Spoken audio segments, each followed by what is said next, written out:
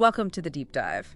Today, we're jumping right into the Northern Hemisphere winter forecast for 2025-2026. And the thing is, if you just looked at the standard models, you'd get a very specific story. A milder story, right? The big consensus models all pointed towards, well, above normal temperatures. Exactly, but that's the paradox.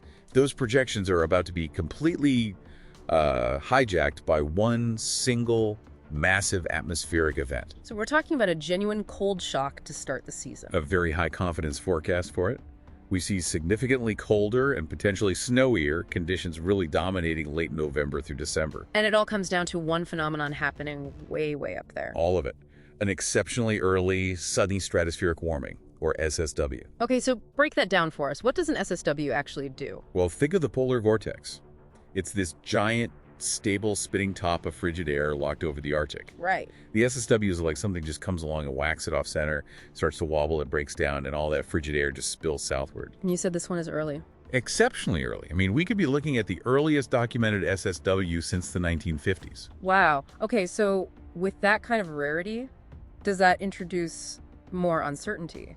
Or is the signal that clear? The signal is remarkably robust. The consequence is pretty certain, that Arctic air is heading for the US, for Canada, and for Europe. And isn't there another factor that sort of amplifies this whole process? Yes, absolutely. The Quasi-Biennial Oscillation, the QBO, is in its easterly phase. QBO-E, and what does that mean in simple terms? Think of it as setting the stage perfectly. It makes these polar vortex breakdowns much more likely to happen successfully. It sort of greases the wheels. So it's not just making it more probable, it's actively helping deliver the cold. It is. It helps build the exact surface pattern we need, something called a Greenland block, or negative NAO. That's the funnel, It physically directs that Arctic air right over major population centers. Okay, so that's the incredible punch coming from the atmosphere, but what's the ocean doing? The Pacific usually runs the show for winter. And that's the key this time. It's playing second fiddle. We're tracking a developing weak, La Niña. Weak being the keyword. The keyword. It just doesn't have the muscle to fight an event as powerful as this early SSW. It's more of a modulator this year. It's the steering wheel, not the engine.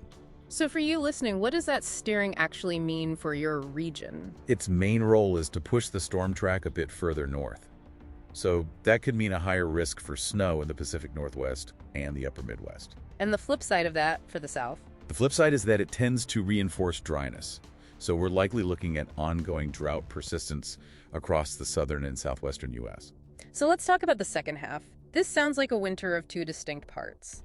The peak risk for that severe cold is clearly late November through December. That's the red alert period. That's when you have to be prepared for energy demand spikes and transport disruptions. But how does this season recover from a blow like that? This is where the weak La Niña really matters. That SSW cold pulse is temporary. It's a shock to the system, but it will run out of steam, likely by late January. And that's when the pattern flips. That's the turn. The underlying weak La Niña provides a powerful constraint toward moderation. The whole system just snaps back. And there's historical data on this. Oh yeah. The historical record is incredibly strong here. In similar weak La Niña winters, 11 out of the 13 subsequent Februaries were warmer than average. 11 out of 13. That's a powerful signal for a milder end. It practically guarantees it. We'll see a rapid shift to a much less impactful end to the meteorological winter, right through February and March. So the big takeaway is a winter defined by this intense, predictable atmospheric punch right at the start. Followed by a volatile shift back to milder conditions as the weaker ocean signal and long-term trends take back over. Right. So here's the final thought we want to leave you with. Given that an early, powerful event like this SSW can completely override the standard seasonal forecast, how does this level of volatility change the way we should calculate risk for future winters?